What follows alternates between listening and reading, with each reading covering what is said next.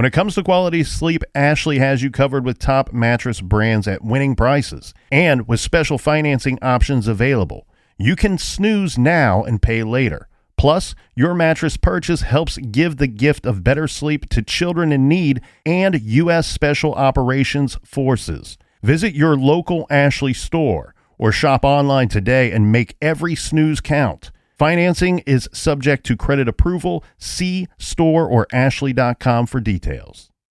Canva presents True Crime of Design. In the office, Maya spots something unusual in the presentation. What's this? It was an off-brand font. Her coworker explains. I added the font. I thought it was fun. It was not. Maya solved it with Canva. Open up Canva, one click, and the font is on brand. Easy. Stay on brand and solve font crimes at canva.com, the home for every brand.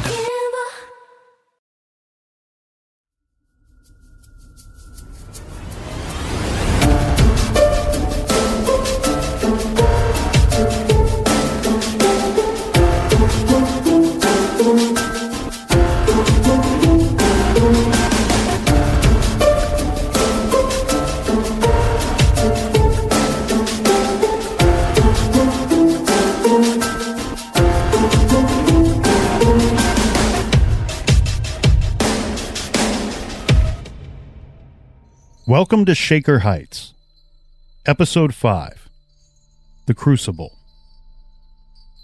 Flitting, floating, falling on the ground. I freeze on children's eyelashes and blur their altered vision of the world. They see a different earth than I, of candy and playgrounds and eternal smiles. I see the truth. Cold, bare trees, stripped of life and hard ground.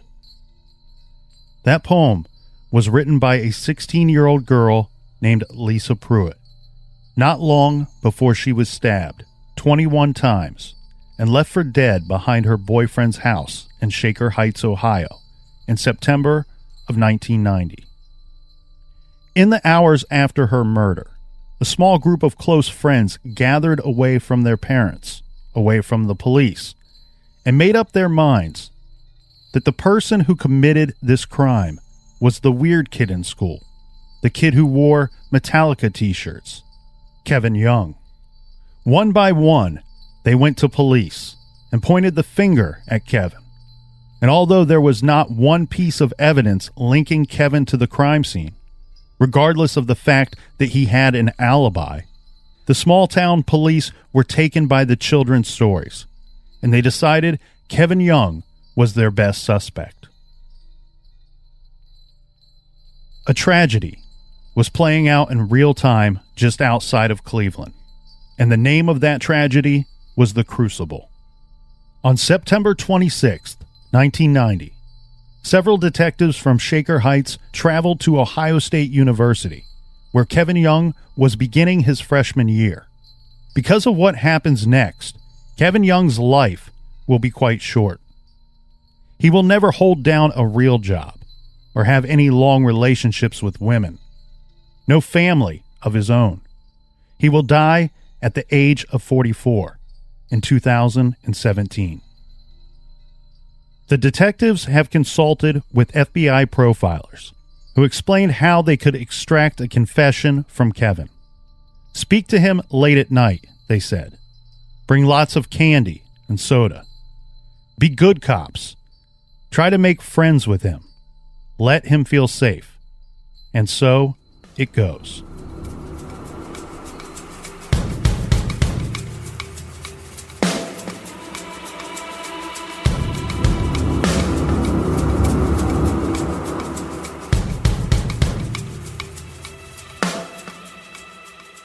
Wednesday, September 26th, 1990.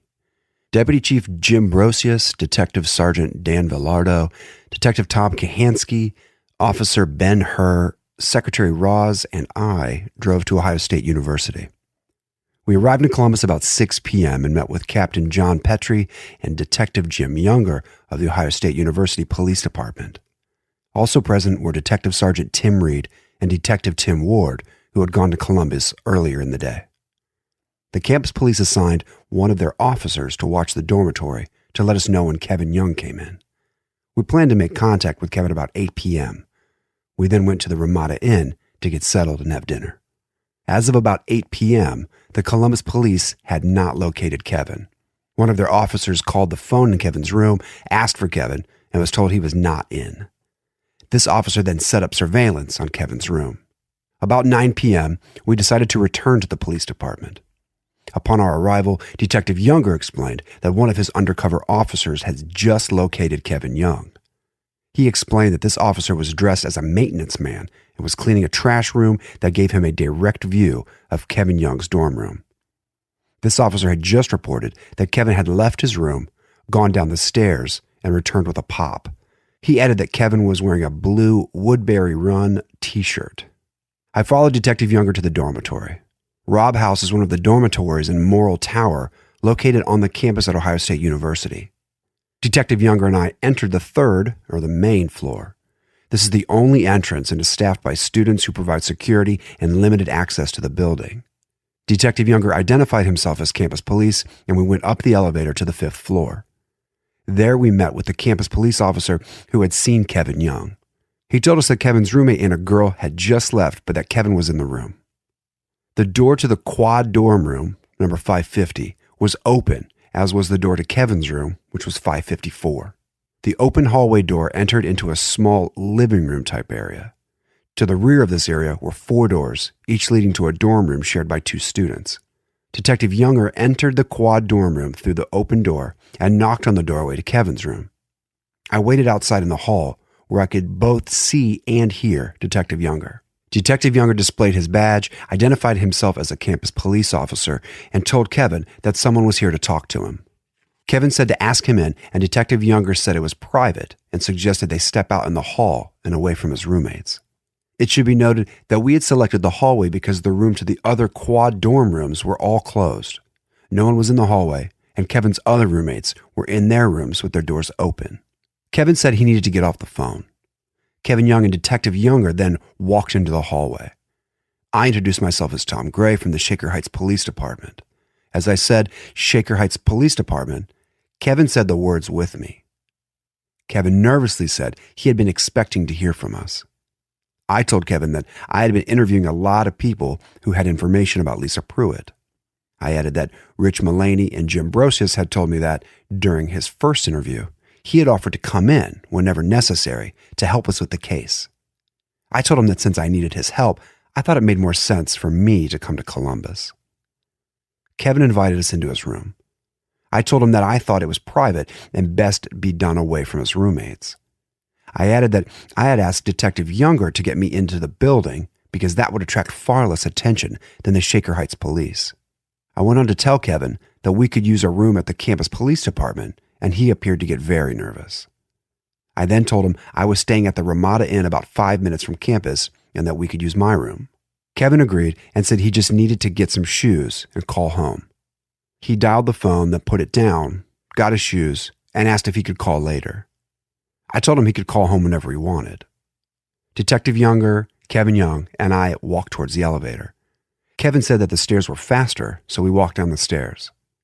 Detective Younger got into his auto, and we went on to other duties. Kevin and I got into 6782, an unmarked Shaker Heights police cruiser. During the drive, Kevin and I did not talk about the case. Instead, we discussed college life, dormitory life, and classes. He mentioned that he was glad to be at school and that it was an opportunity to begin a new life. He explained that he had not decided on a major, but was interested in business. He added that his real interest was in economics, and we talked a little about economics, the Adam Smith Foundation he started in high school, and Mr. Fabrizio, his high school economics teacher. We discussed the adjustment to college classes. Kevin said it was an easy transition because what he was doing in college was a review of what he did in high school. He said he tested out of enough credits that he will be a sophomore mid-year. He also talked about the honors program at Ohio State that he is currently enrolled in. Kevin and I arrived at the motel about 9:45 p.m. We parked by door number 2 and took the elevator to the 5th floor.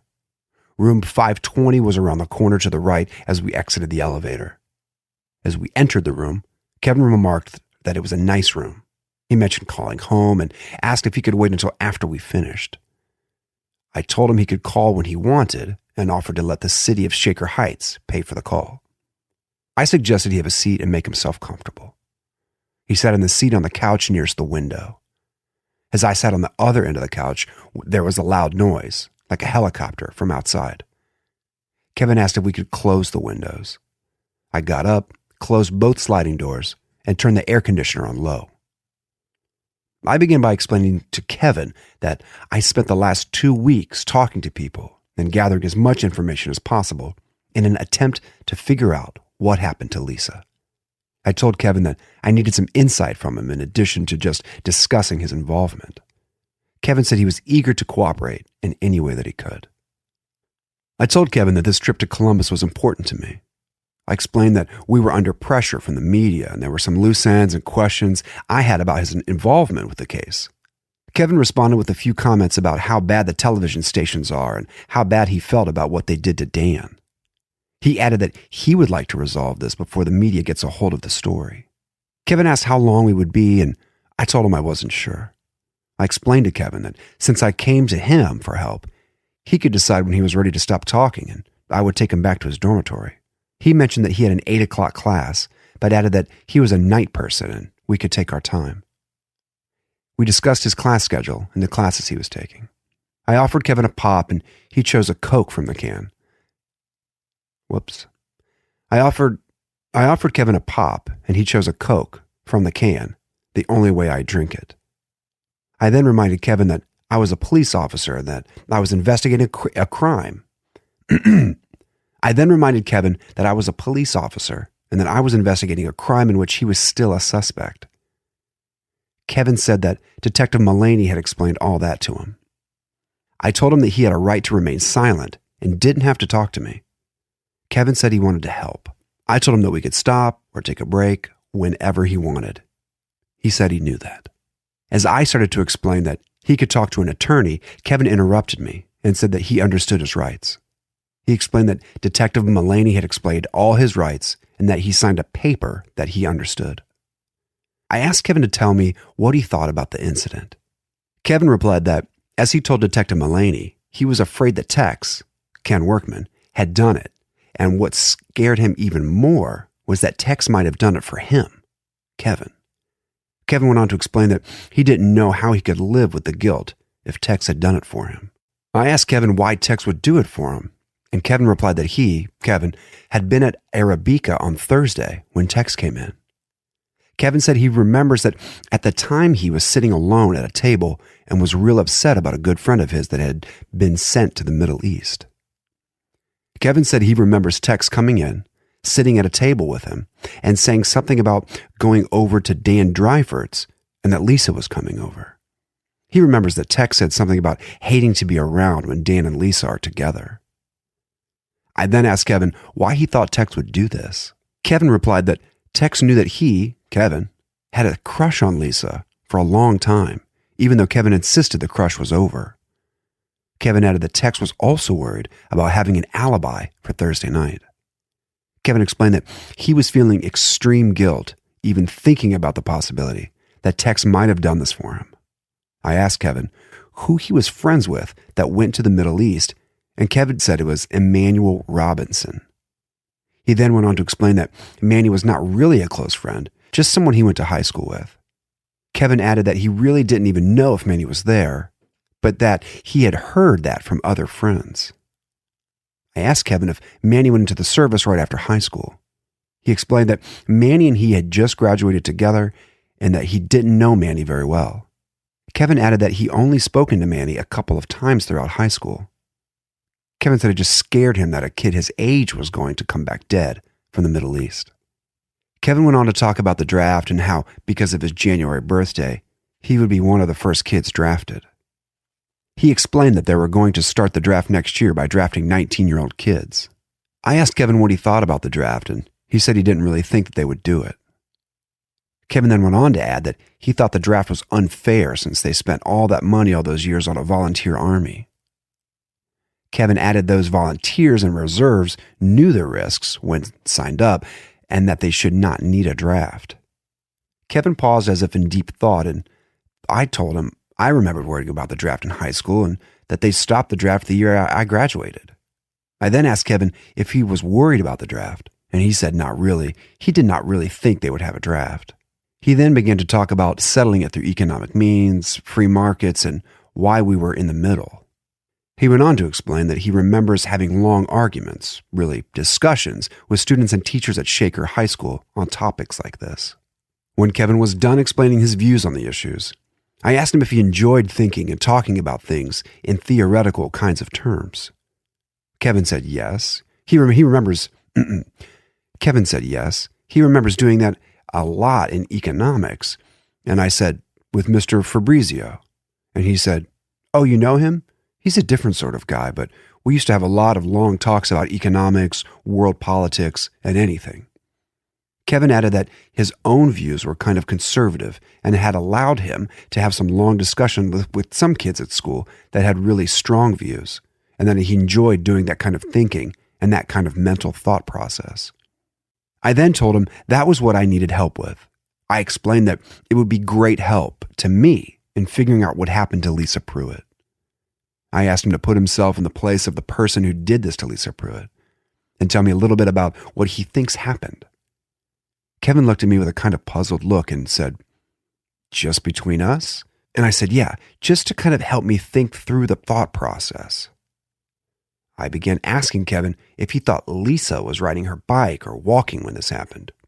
Looking at me, but without constant eye contact, he said that he thought she was riding her bike and that the person grabbed her off her bike and that the bike then rolled into the bushes. I asked him to go on, and Kevin thought for a minute and then turned and looked out the sliding door window and began to explain that the person who did this really didn't plan on it to happen and he didn't really think about it ahead of time. That he was just walking around that night and kind of wandering and saw Lisa. And when these two people got close, something snapped. Something snapped and this anger came out that he could not control. He knocked Lisa off her bike and grabbed her, and something happened. And she was stabbed with a knife. And she was stabbed and she died so fast that he got scared. He did not want that to happen, and he started acting frantic and crazy and running around and doing things real quick because he was scared. Kevin paused and I asked what happened next, and he looked at me and said that he ran from there. Kevin added that he was sure that he will never kill again and that he was sorry that Lisa died. Kevin said that he probably has a new life away from there. Kevin thought for a moment, then repeated that he got out of there. Kevin added that he was sure that this person will never kill again, and that this person was so scared when Lisa died that he will never kill again. I told Kevin that I was afraid that something might snap again, and that this person might hurt someone. Kevin said he was sure the person wouldn't, because the person had gone on to another life, and things were better, and this could never happen again. I asked Kevin to describe what he thought happened to Lisa.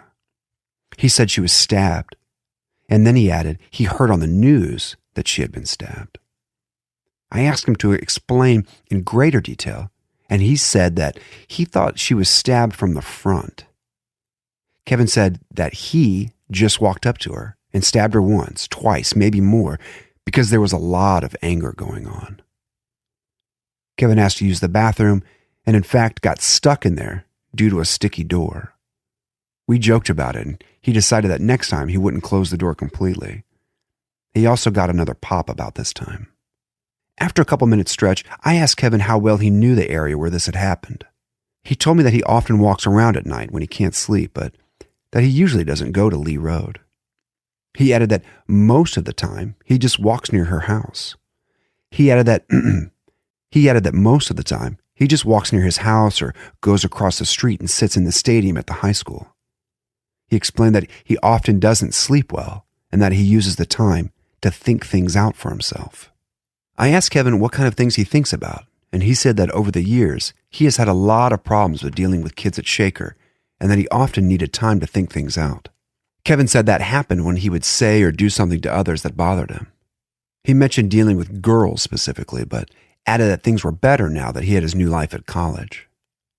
I then asked Kevin to describe the area, and he said there was a sidewalk and some trees, but he didn't remember it in much detail. I asked him to try to remember what he could about the area, to think in terms of the person who did this, and to think what he would do with the knife. Kevin said that he would get rid of it. Only an idiot would keep the knife. I asked how he would get rid of it, and Kevin real quickly replied, "That would be easy. There will be a lot of sewers around, and if you throw it hard enough, no one will ever find it." Still thinking in terms of the person who did this, I asked Kevin where this scared person would go to wash blood off his hands or to change clothes. He looked right at me and said that the way Lisa was stabbed, this person didn't get any blood on him and didn't get any blood on their clothes, and that he didn't know where they would go if they did. I asked him if he was familiar with the lakes and parks in the area, and he again said that he did not know where this person would go to wash or change. I then asked Kevin to tell me how this person felt and how Lisa felt before, during, and after. Kevin thought for a minute and said he didn't feel anything before because he was just walking around and didn't know it was going to happen. Kevin said he then felt scared and angry because he couldn't stop what was happening to Lisa. I asked Kevin how this person felt afterwards. He paused and said, "Guilty." He added he thought the person felt a lot of guilt. He then looked right at me and quickly added that he thought this person would feel guilty because he, Kevin, always made himself feel guilty about things he couldn't control. Kevin went on to explain that he felt a lot of guilt about Lisa's death and that he felt he should have been there to stop this person, even though he knows logically that he shouldn't feel that way. I asked Kevin how he thought Lisa felt. He thought for a minute, looked out the window and said Lisa knew him and that she felt surprised and that she looked real scared when she realized what was happening. I asked Kevin what this person might have said to Lisa, and he said that he didn't think this person said anything to Lisa. We then talked about the possibility that the motive was robbery or rape. He paused, leaned back on the couch and said that he didn't think Lisa had anything to steal, that he didn't think that this person wanted to rape her, that it was anger or something snapping, and that he didn't think the person was a criminal. I asked Kevin if he thought this person heard Lisa screaming, and he looked right at me and said, of course he would. He added that he is so close that the screams would be like yelling in your ear right now.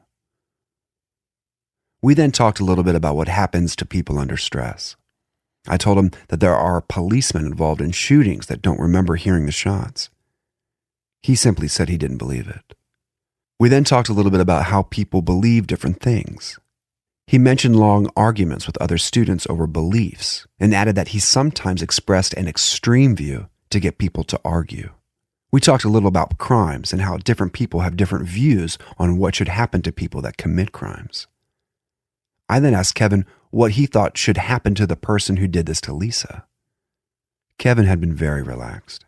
He sat right up, looked me right in the eyes, spoke slowly and deliberately, and said that the person that did this should be electrocuted, should hang, or should at least spend his life in prison.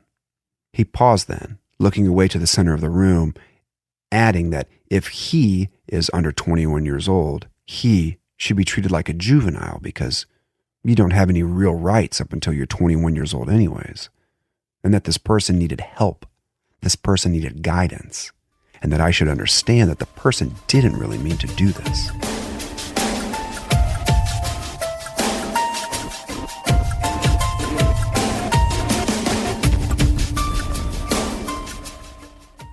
This show is sponsored by BetterHelp. Do you look forward to the holidays? Maybe you struggle with seasonal blues. This time of year can be a lot, and it's natural to feel some sadness or even anxiety about it. But adding something new and positive to your life can counteract some of those feelings. Therapy can be a bright spot, something to look forward to make you feel grounded, and to give you the tools to manage everything going on.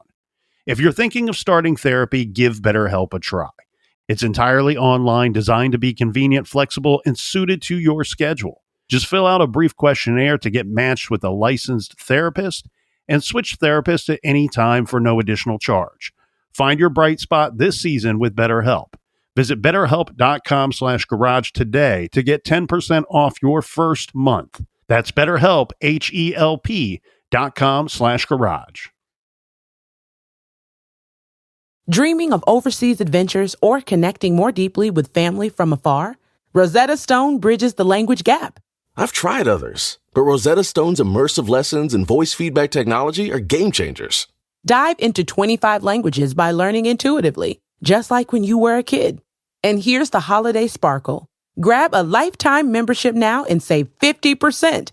Gift yourself the world. Head to rosettastone.com now and save 50%.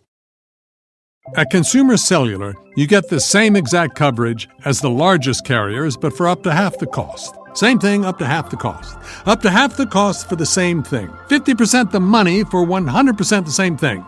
I hope I'm making myself clear. Consumer Cellular. When freedom calls, we're here to answer. Call us at 1-888-FREEDOM. Half the cost savings based on cost of Consumer Cellular single-line 5GB data plan with unlimited talk and text compared to lowest cost single-line postpaid unlimited talk, text, and data plan offered by T-Mobile and Verizon May 2023.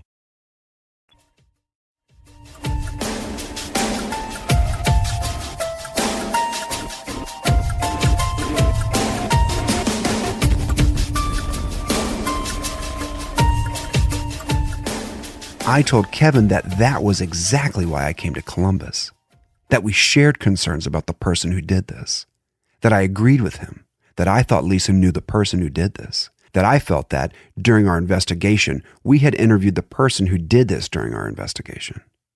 I explained to him that I felt that at some time I would be interviewing this person, and that in order to help this person, I needed to get through to him, that I was from our juvenile unit and was used to helping kids get help, that the reason I was involved in all the interviews was that I had convinced my boss that this was a kid who needed help and who was not a criminal. I told Kevin that time was running out as our detectives put together a case to send the criminal to jail. I asked for advice on how to convince this person that I understood that he needed help and that the only chance I had of convincing others was for this person to trust me. I explained that someone has to present the case to the prosecutor, and that how the case is presented determines what the person is charged with. I added that I viewed myself as a neutral outsider in the judicial process whose duty it was to gather facts and put pieces together and present it to a prosecutor. I explained that if the facts showed evidence of a cold-blooded killing, then I would be forced to present those facts. But if the facts showed that someone needed help, then I would present those facts. I told Kevin that my fear was that the person needed help and I would not be able to get through to him. I asked Kevin for his help and asked if he thought that I could get through to this person, and told him that I valued his opinion because I thought this person was one of his group of friends. Kevin told me he thought that I could get through to this person, but that it would not be easy because it would be very difficult for this person to admit what he had done. I then asked Kevin how I could get through to this person. Kevin told me that I would have to meet again and again and again with this person, and that I would have to push them real hard and get them real emotional and force them to want to talk about what happened. He added that he thought it would really be in the best interest of the person involved if I kept doing that to everybody until I got to the person so that he could admit what he did and get the help that he needed. I talked to Kevin about how important this trip down here was to me. I told him that after interviewing people most of the day, I decided that I had to talk to him and that it couldn't wait. I explained to Kevin that many people, including my boss, believed that Kevin had been involved in what happened to Lisa. I told Kevin that I needed his help to explain this to my boss. I asked Kevin to help me explain, and I told Kevin that I needed help from him to explain his involvement to my boss. Kevin became very defensive and said in a strong voice, quote, "I didn't do it." I then asked Kevin who he thought did do it, and he said he was very scared for Tex and that he thought Tex killed Lisa. I asked if he thought Tex was capable, and he said that Tex had been at his house Friday morning and that Tex had threatened to kill Dan Dryford because he thought Dan Dryford did it. We then talked about whether Kevin believed that Tex really thought Dan Dryford did it and the conflict between that and Kevin thinking that Tex did it. Kevin finally said he did not really think Tex did it, but was not sure who else could have done it. I told Kevin I had a lot of unanswered questions and asked him what he would say if I told him that someone had seen him out of his house that night. Kevin quickly replied that no one saw me out of my house. Then he added, it was too dark out there for anyone to see me. He went on to explain that, as he had explained to Detective Mullaney, he went to bed, that he woke up and was unable to sleep, and that he just got up and walked around the house. He added that he had gotten a sharp pain while lying in bed about 12:30 a.m. He explained that this made him feel extremely guilty because he felt he should have realized that something was going on, that he should have been out there to do something about it, but that he stayed in his house. He also said that he had talked to his next-door neighbor and that his next-door neighbor had had the same pain, the same time of the night, and that he thought that was kind of eerie because he, quote, thinks it was right about the time that somebody was doing this to Lisa Pruett. I told Kevin I was thinking about loose ends again and asked if there was any reason he might find his fingerprints on Lisa's jeans. Kevin got very defensive, said his fingerprints are not on Lisa's jeans, and insisted that I take his fingerprints to compare it with any fingerprints on Lisa's jeans. I explained to Kevin that a lot of evidence such as that was still being examined, and until such time as we had fingerprints to compare something to, we would not be collecting fingerprint cards from any of the suspects involved. I explained that his answers meant more now, before we got the evidence back. I then told Kevin I wanted to think back to his description of what happened to Lisa. I asked Kevin if he was familiar enough with the area that he could draw me a sketch of the area. He explained that he often walks at night, but that he doesn't go toward Lee Road. I then showed him 4 pictures of the area. I asked if he could look through the pictures and see if they gave him a better picture of what happened. He looked through the pictures, then went back to the 3rd picture of what was looking northbound at the sidewalk on Lee Road where the bicycle was found. He stared and looked at that picture as we talked for the next few minutes. I told him that I needed the truth from him, that I needed him to be honest with me. He told me that he was being honest and that he did not do anything to Lisa, that he did not do it. I told him I needed his help to resolve this either way. I told Kevin that Detective Mullaney had told me that during the first interview, he had offered to take a polygraph test. Kevin stated that he was still ready to take the polygraph and added that he would like to take it at any time. I explained to Kevin that it was important to do the polygraph when it was good for him. I added that I appreciated his cooperation in the investigation and that I could arrange to set it up for next week, tomorrow, whenever he wanted. Kevin asked how quickly we could get the polygraph operator down because he wanted to take it as quickly as possible. I asked Kevin if he wanted to go back to his dormitory and get some sleep. I also told him that if he wanted, he was welcome to stay here. He said that if we could do it early the next day, he could just stay at the motel. He then thought about the fact that he had 8 o'clock classes and was concerned about missing classes and wanted to get the polygraph over with, but didn't want to interfere with his classes. I told Kevin that I had prepared for the trip and had brought a polygraph operator with me. I explained that it was up to him, but I told Kevin if he wanted to do it tonight, I could go talk to the polygraph operator and make arrangements for the polygraph. I explained that it would take some time for the operator to prepare the questions for the test. Kevin said that he would rather do it now, whatever it took, so that he could prove once and for all that he didn't do anything to Lisa. Kevin appeared to be in a very emotional state. He was smoking heavily, his muscles tensed up, and he had a lot of intensity in his voice. I tried to just talk more about other things for a while in order to get him more relaxed for the polygraph. We talked about polygraphs and police investigations, then spent time talking about college and about Shaker. At approximately 12:30 in the morning, I asked Kevin if he wanted another pop. He took a break and went to the bathroom.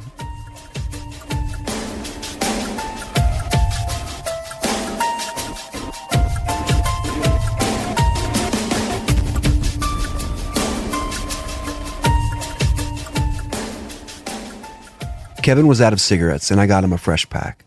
I told him I had 2 options. Either bring the polygraph operator down and we talk in general about the setup, or go to the other room and brief the polygraph operator. Kevin said he'd like a few minutes to sit and smoke a cigarette, so I told Kevin I'd be back in a few minutes. I met with our officers in room number 516 and explained to our polygraph operator, Tom Kahansky, where I was at in the interview, and we discussed key points for the polygraph. Tom Kahansky asked if Kevin was rested enough to take a polygraph.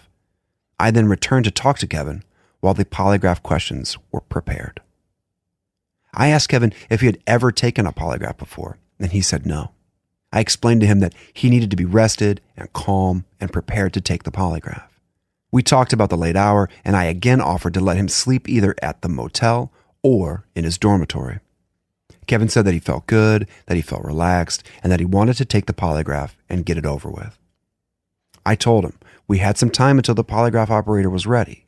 We just sat and talked about the adjustment to college.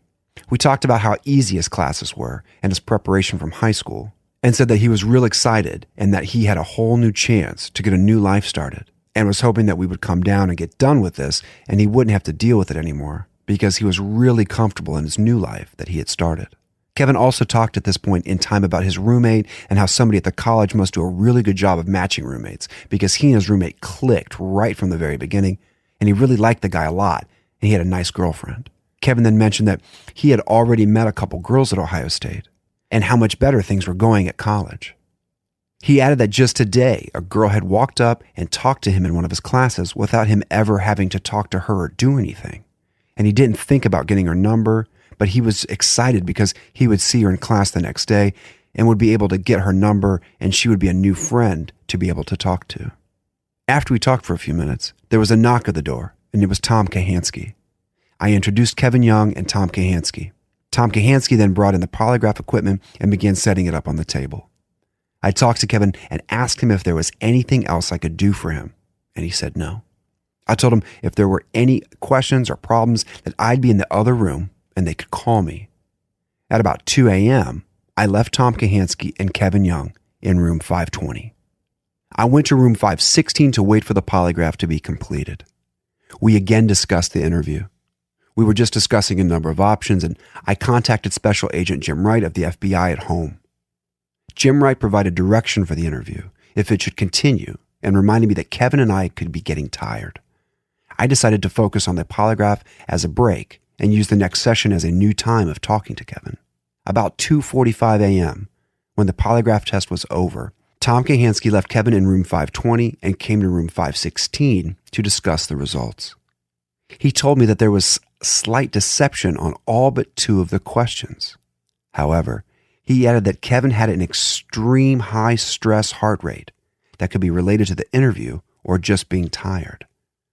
Tom Kahansky explained that he had not confronted Kevin with any of the results. I took the notepad with Tom Kahansky's notes and questions on it and went back to room 520 to meet Kevin. Kevin was still seated at the table where Tom Kahansky had conducted the polygraph. I pulled a chair directly in front of Kevin and told him that I was concerned. I explained that he had not done well on the interview, as I had hoped. I explained to him that there were a number of questions for which he showed deception. I told him it was late and asked him if he thought being tired had a lot to do with it. Kevin said he thought that must be it and that he was sure he was telling the truth. I looked him right in the eyes and asked him if he did it, and once again he replied, "I didn't do it." I then reminded Kevin that we both had been up all day and then gave him some options in terms of what he might like to do. I told him that I was down here to learn the truth from him and to help him, and that I would do whatever he wanted to do. I told him one choice was that I could take him back to his dormitory and, if he wanted, come back next week to see him. A second choice was to take him back to his dormitory and see him again after classes. The third choice was to continue to talk. Kevin said he wanted to continue talking and that he wasn't tired and felt that he could best help by continuing to discuss the incident. We took a short break. Kevin went to the bathroom and I got him another pop. I then started by talking to Kevin about how important this was for me personally to get through to the person who did this to Lisa and get them the help that they needed. I explained that most of the police department and most of the investigators had kids and that they were only out to solve a crime. Kevin said that he had heard a lot of things about Lucasville Prison and that he had been thinking about that.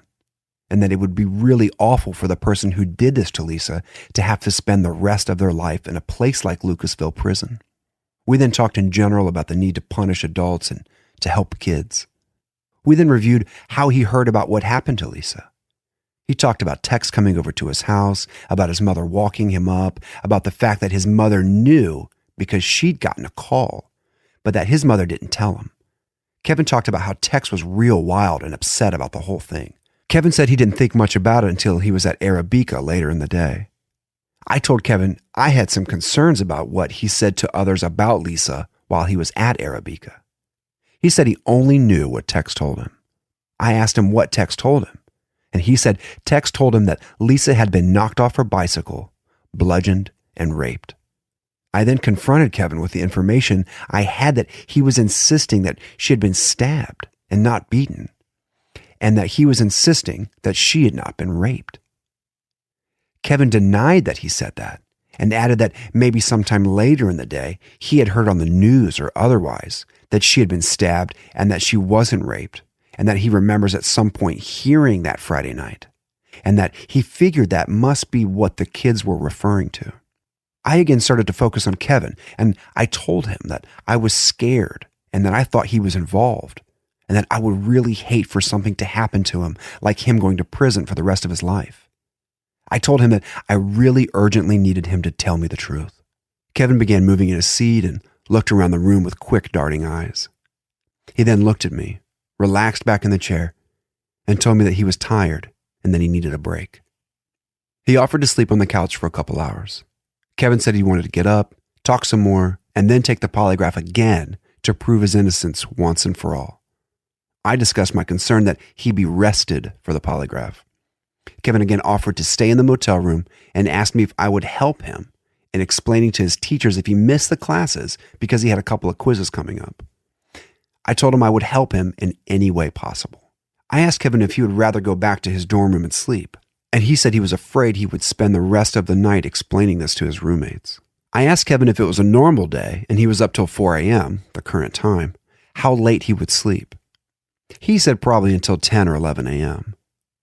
I told Kevin that I would move my bag out of the bedroom. Room 520 is a 2-room suite, and that there was a large bed and bathroom, and that he could have the suite to himself for the night. I suggested that he just rest and go to sleep and wake up when he was ready to go for the next day. Kevin asked me if he could call his parents, and I said sure, and offered again to pay for the call. He then thought about the time and said he did not want to worry them by calling at 4 in the morning, and asked if he could call when he got up. I told him sure. He then went into the bedroom in 520 and closed the door. I straightened up room 520 a little and went to room 516 and advised Deputy Chief Brocious that I was done for the night. I left a note for Kevin to call room 510 if he needed something before I returned. It was 4:45 a.m.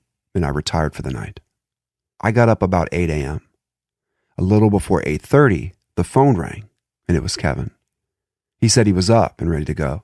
I told him I was just taking a shower and asked if he'd had a chance to take a shower. He said no, but he would love to. I told him there were towels, soap, shampoo, and everything in the bathroom suite, and it was paid for, and he might as well use it, and to make himself comfortable, and I would be down shortly. I got dressed and went down to room 520 as Kevin was coming out of the back room. He told me he was ready to go, and he felt good after the shower. I asked him if he would like to start with some breakfast, and he said that sounded like a good idea. There was a complimentary paper from the motel. I gave him the paper and asked if he wanted to look at it. I asked him again if he still wanted to take the polygraph. He said yes, he really needed to prove that he was innocent. I told him I thought he'd be more relaxed if Tom Kahansky went out to breakfast with us. He agreed. I explained that Tom Kahansky had gotten up early and gone for a walk. I left Kevin reading the paper for about 20 minutes until I located Tom. I then returned to Kevin's room and told him that Tom Kahansky would be along in a couple minutes. Kevin and I discussed the Middle East and a couple other current news items until Tom Kahansky knocked on the door. We asked Kevin where he wanted to eat, and he said anything was fine. As we walked out of the room door, Kevin remembered that he had forgotten to call home. I started to walk back into the room and said I would charge the call to the city. Kevin thought for a minute, then said no. He'd rather wait until after the polygraph, when it was all over. Kevin Young, Tom Kahansky, and I then walked to the area of the front desk where the motel restaurant was located, and we debated between eating there or at the Bob Evans next door. Kevin said he liked Bob Evans, so we walked next door. Kevin had a breakfast of coffee and orange juice and French toast. We took about an hour to eat breakfast, relax, and talk. Kevin talked a lot about computer games and Dungeons and Dragons. Tom Kahansky expressed an interest in Dungeons and Dragons, and Kevin explained in detail about using the book, being the Dragon Master, and being a player. He said a lot of the kids asked him to be Dragon Master. He added that it was tough to be a player after you have been a Dragon Master because you knew the book. He said that a Dragon Master had to come up with a lot of obstacles when players had been Dragon Masters. Kevin also talked about video games and Nintendo. He was proud of the fact that he had mastered Super Mario 3. He said that it took him like 3 hours to complete the first time, but that after he played it once, he could do it in about 20 minutes. He said he played Nintendo a lot, but that it was really his brother's game. He jokingly said that he has to get along with his little brother or his brother won't let him play. Kevin said he realized he was a little old for some of these video games, but said that they were a great challenge and a lot of fun. We took our time and walked back to the motel. Tom Kahansky went to prepare for the polygraph, and Kevin and I began just talking about things in general. I was working to have him very relaxed for the test. I asked Kevin if he felt pretty good about taking the polygraph, and he did. We discussed again calling his mother, and he repeated that he wanted to wait until after the polygraph. Kevin asked if we would be done after the polygraph or if we could talk a little, and I said it was up to him. And he asked if I could get some more pop and make sure that we had cigarettes so that we could take some time to talk after the test. He said he already missed his classes and basically the whole day was spent, and if we needed to talk about that, we could. Kevin also said he'd like to talk a while before he took the polygraph. By now it was about 10 a.m., and we talked until about noon. During that time, we discussed the incident again. We talked about how Kevin learned about the incident and who his friends are. I asked who his best friend was, and Kevin mentioned a letter he was writing to John Hilliard. He explained that he was writing the letter, but probably wouldn't send it because he expected to see him in a couple of weeks. He added that in the letter, he told John how well things are going at college. He also said he wrote about his roommate and his roommate's girlfriend. He said he wrote about her PDA, public displays of affection. Kevin added that she didn't really bother him, but that he just kind of jokingly said those kind of things because people expected to hear that from him. We then got to talking about computers. He said he had an Apple computer at home and had just learned to write and print on it, but that was about all. He added that he had to give the computer to his sister, a 9th grader at Shaker, before he left to come down to Columbus. I then asked him when he had come down to Columbus. He said he brought all of his stuff on the 9th of September to try out for band. He said that he changed his mind about band, left his stuff in the dormitory, and went home. I asked him why he changed his mind, and he said it was a lot of things. He said that he was nervous about being away from home, that most of the kids had been down there practicing for 2 weeks. He added that band also took a lot of time and was only worth 2 credits. He also said he was never really into marching band, that he enjoyed music, but not marching. He seemed nervous discussing band and changed the subject. He mentioned a couple of girls that had come up to him in classes and talked to him. He added that they just came up to him and that he did not have to talk first. He went on to talk about how glad he was to be away from Shaker. He was excited to have a whole new life and was glad to be away from the problems he had in Shaker. He felt the kids in Shaker were tough and related that he had a lot of friends, but that they make him feel like an outcast. I asked if he was referring to the GGC. Kevin laughed, and we then talked about the GGC girls and boys and about prom night. He brought up the after prom party and told me that he has a tendency to build up his expectations and that he really felt angry about what the girls did to him. He brought up Arabica and said that he basically hung out there for the summer. I asked him how Dan and Lisa fit in. He described Dan as a best friend of his for a long time, and that during the time that Lisa was in town, he and Dan spent a lot of time together. He went on to say that between Lisa being back in town and Dan being in the hospital, that he really hadn't seen Dan much lately. I then asked Kevin what clothes he brought back from Columbus for his last week here. I explained that we did not find any of his clothes when we were at his house. He said all of his clothes were in the clothes chute. I told him the kids all remember him wearing one set of clothes. He said most of the week he wore a skateboarder t-shirt, blue jeans, and his moccasins.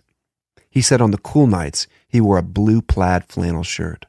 He asked if that matched what we knew, and I said basically. I thought for a minute and then asked if he saw Dan the day Dan got out of the hospital. Kevin explained that even though he considered Dan a best friend, that he had not felt it important to try to get in touch with Dan or to talk to him the day that he got out. Kevin said he was aware that everybody at the high school was excited to see Dan and that Lisa and Dan had been around together and that Lisa was very excited to see him. We talked next about Tex, Ken Workman. Kevin was in a very talkative mood during this time period, and I was basically listening and letting him talk. Around noon, Kevin said that he felt good, that he was ready to take the polygraph. I left him in room 520. I told him that I had to go to Tom Kahansky's room and talk to him about setting up for the test. At this time, I learned that we had a problem and had to be out of the room by 2 p.m.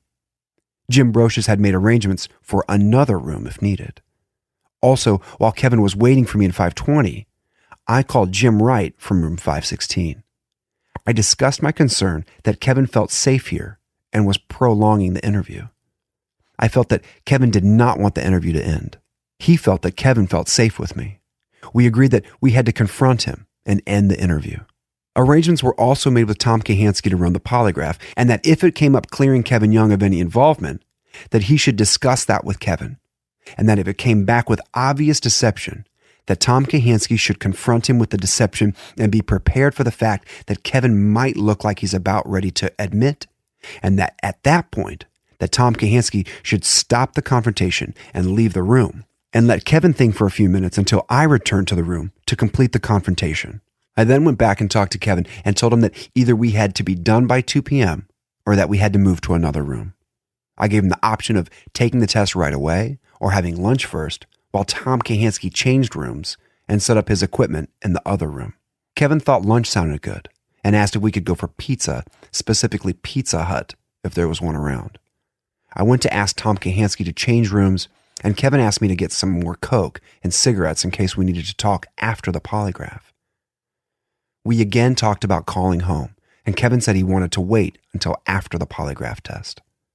I saw Tom Kahansky and returned to the room. Kevin and I then walked to the front desk, asked if there was a Pizza Hut, and got directions to one nearby on High Street. We agreed to split a pizza, and Kevin ordered a medium pepperoni pan pizza.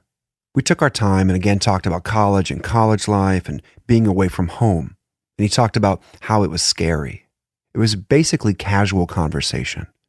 Kevin kept coming back to talking about his friends from Shaker and how good it felt to be away from Shaker. We returned to the motel about 1:30 p.m. and went to room 421. As we walked there, Kevin said that if the test didn't work well, he would be willing to spend another night. He added that he felt very comfortable talking and felt confident that if we talked long enough, that we would be able to resolve everything. When we got to the room, Tom Kahansky was waiting there for us. Kevin was very relaxed. He asked if he could use the bathroom first because of the large Coke he had for lunch. Kevin went into the bathroom. I met briefly with Tom and told him I thought Kevin was very relaxed and ready for the polygraph. When Kevin came out of the bathroom, he was noticeably more tense than he had just been moments earlier. He was all tensed up and rubbing his hands together nervously. I asked Kevin if he still wanted to take the test, and he said he was ready to go. I wished Kevin good luck and told him I would return after the test. At a few minutes before 3 p.m., when the polygraph test was complete, Tom Kahansky left Kevin by himself in room 421 and came to room 516 to discuss the results. He said that he ran 2 tests, that he had clear deceptions on most of the questions dealing with Lisa, that he confronted Kevin with the deception, and that Kevin got tears in his eyes, but said nothing. Tom Kahansky said he had confronted Kevin directly about his involvement with Lisa, and Kevin again said, "I didn't do it." At about 3 p.m., Jim Brocious and I went into the room. Kevin was sitting by the polygraph machine on a chair with a concerned, almost teary look in his eyes. I asked Kevin if he remembered Deputy Chief Brocious, and Kevin said he did. I asked Kevin if he remembered Deputy Chief Brocious, and Kevin said he did. I told Kevin that due to the pressure on this incident, that they had sent Deputy Chief down to Columbus. Deputy Chief Brocious then left the room. I asked Kevin if he minded if I opened the drapes, and he said that that would be great. I sat down directly in front of him, got very close, and told him I was concerned. I sat down directly in front of him, got very close, and told him that I was concerned and a little scared about what happened. He said he knew the machine couldn't lie, but he didn't understand why the machine was doing this to him. I paused for a couple minutes and began to slowly explain to Kevin the situation as I saw it. I told him that if he really was not involved in what happened to Lisa, that things would work out. I then told him I was afraid that he was not telling the truth. I told him I really wanted a chance to help him. I repeated that the person who did this to Lisa needed me both as a friend and as someone to present, objectively, to the prosecutor exactly what happened. I repeated my feeling that this person really needed help, that this person really didn't mean to hurt Lisa, and that this person didn't deserve to spend his life in prison or to be executed. I told Kevin I had a number of concerns about his involvement with Lisa. I told him I wanted to go over them with him so that he understood why the pressure was on us to resolve his involvement. I told Kevin that I had concerns about how he found out about Lisa and his reaction to her death. I explained that he said Tex told him that Lisa had been pulled off her bike, hit in the head, murdered, and raped. Yet, kids at Arabica told us that by 1:30 in the afternoon that he, Kevin, had been insisting that she had been stabbed and had not been raped. I told Kevin that we didn't understand why watching the 5 o'clock news listing Dan as a suspect made it obvious to everyone that Dan didn't do it.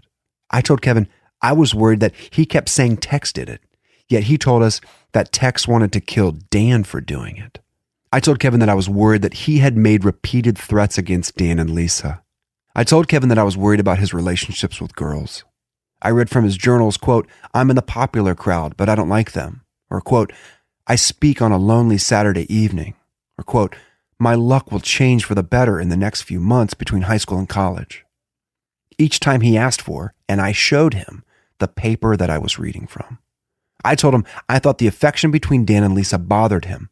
And I read again from his papers, quote, it really pisses me off when I see couples paired off. I am worth absolutely nothing. He replied that that had all changed, and I reminded him what he had said about his roommate's girlfriend's PDA, public display of affection.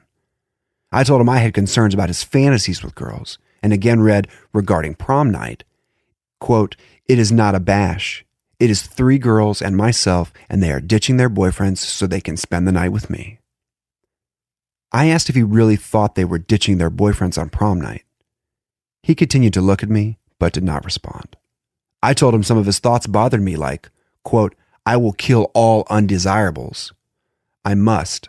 I am hated by virtually all my classmates. Males think I'm a loser and psychotic, a scar on the school's mere existence. Females despise me as if I was the ugliest person on this planet, which of course I am. I read the one final thought of his, quote, if I ever lose control of myself, withdraw into an alternative world, and let animal instincts take over. I handed Kevin a copy of that passage. I handed Kevin a copy of that passage that was found at his house, paused, then told Kevin that you can't stay in this alternative world, that the truth must come out. I told Kevin that I had enjoyed the time with him, but that it had been a long day and that I had to get back to the real world. I told Kevin that he had to get back to the real world too. I paused for a minute and told Kevin that I felt that he had a number of options. I told him that I felt confident that if he was truthfully not involved, that things would work out. However, I also told him that if he was involved in any way in what happened to Lisa, that he could never escape it. I said I felt that until he shared the truth with someone who could understand him, that there would be something deep down inside him that would never let him get away from this. I told him that until this was resolved, he couldn't go back to Shaker because everybody in Shaker would think of him as being the suspect. I added that he couldn't go back to college because everything in college would now remind him of Lisa. I told him he couldn't go back to anything until he told the truth. I told him he had to clear his conscience and tell the truth. Kevin reacted. He leaned forward. He got real tense. And he looked me right in the eyes with tears welling up in his eyes and deep emotion in his voice. He said he could have told me he did it, spent a couple years in the hospital, then got on with his life. But he said, quote, "I've got to tell you the truth, and this is the truth. And if I don't tell you this, I don't know how I could ever live with myself." He paused for a couple minutes. Then slowly he said, "I'm scared. I feel suicidal. I have nothing to live for. I feel more suicidal now than I ever have since I was hospitalized 2 years ago." He said that he, quote, needed to be in the hospital. He said that for the first time in his life, he realized that he really needed help and that he needed to be in the hospital. He said he couldn't go anywhere but a hospital. I told him that I thought he ought to call his parents and talk to them about getting in a hospital. He said no, he couldn't call home. He said no, he couldn't call home because his mom wouldn't believe him and she wouldn't let him go into the hospital. He added that he really needed to be in a hospital and away from his parents. He thought for a minute and asked if he could call his doctor. I told him we could. We walked over to the phone. He had a card in his wallet for Dr. Melvin Chavinson.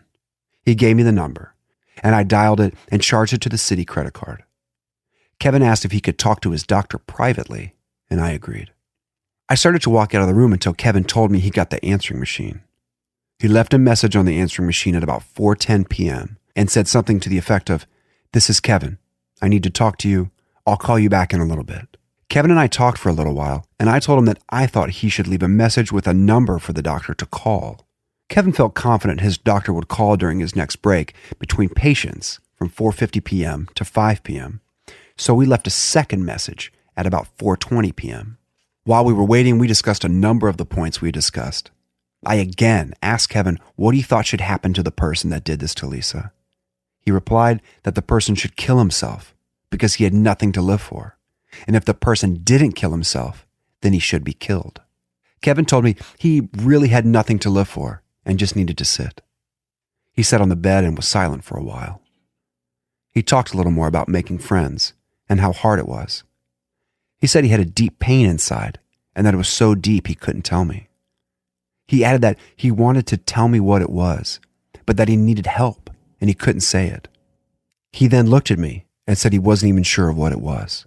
As of 5:05 p.m., Dr. Chavinson had not called, so I called Shaker PD and got Detective Klima as he was leaving the station. I asked him to go knock on the door of Dr. Chavinson's office, 23360 Chagrin Boulevard, Suite 105. Dr. Chavinson finally called about 5:15. Kevin answered the phone, but asked if he could talk privately. I waited outside the door. After a few minutes, Kevin came to the door. He told me that Dr. Chavinson could make arrangements to get him help in the hospital. However, Dr. Chavinson told him he had to call his parents, something about insurance. Kevin then asked if he could call his dad instead of his mom, because his mom wouldn't believe him. Kevin tried but got no answer for his dad. Kevin hesitated and didn't want to call his mom. I told Kevin that I felt he knew what he wanted, and if he was strong enough, I was sure his parents would support him. Kevin asked me if I would visit him and help him through this, and I promised I would. I again told him he really needed to call his mom because I couldn't stay with him forever and I couldn't leave him alone. He finally called his mom, and I again stepped outside the room. Kevin came to the door after a minute and asked for a pen and paper. After another minute, he returned to the door with tears in his eyes. He said he didn't know what to do, that his mother didn't want him to talk to me and wanted him to call an attorney.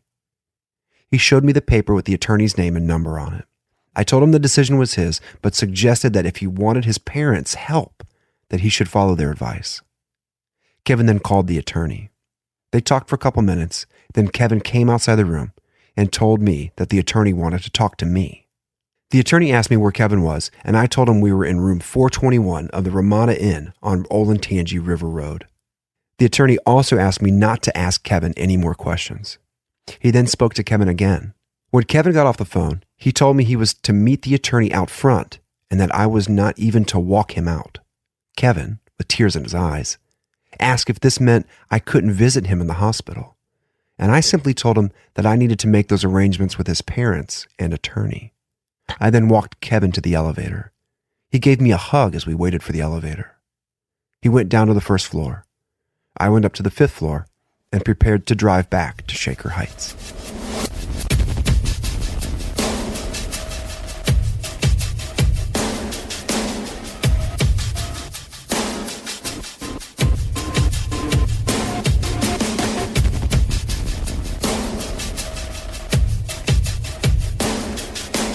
After the detectives were unable to force a confession from Kevin Young at Ohio State University, they returned to Shaker Heights, more determined than ever that they had the right man. They needed a real expert to help them break Kevin the next time they spoke. Enter renowned psychologist Dr. Murray Myron, a professor at Syracuse University. He agrees to consult with them on the case. But first, he has some questions about Dan Dryford. Yeah, I understand that. And indeed, that's a very powerful alibi that the father indicates that Dan was in fact in his room and that they both heard the screams together. Yes, that's very powerful. There is I must say that we had some difficulty still, however, with Dan's subsequent behavior. After they go out to the edge of the property and all go back into the home, apparently satisfied that the source of the scream has left the area or whatever, and that they can't find anything unusual, apparently Dan re-exits the house to find the bicycle, and then, in fact, without telling his parents, calls 911 on his own to report what he believes to be now suspicious circumstances. But then when the parents hear the Pruetts outside on the lawn, and they're distraught, and here are all these police vehicles, the crime scene being established, Dan goes to bed. Right.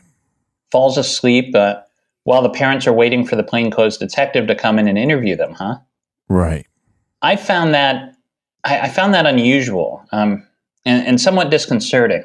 But what we decided here was that Dick and I decided that, well, that's academic, right? Because it's not Dan that we're going to be interrogating. It's Kevin. And whether or not he's the guy or not, we want to give the full shot to use the best psychological coercion we can.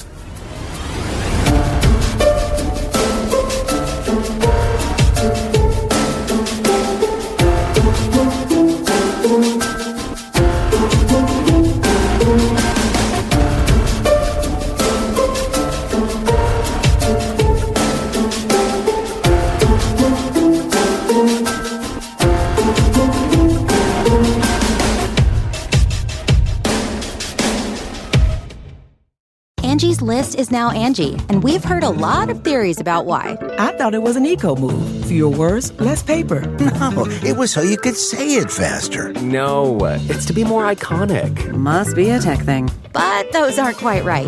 It's because now you can compare upfront prices, book a service instantly, and even get your project handled from start to finish. Sounds easy. It is, and it makes us so much more than just a list. Get started at Angie.com. That's ANGI, or download the app today.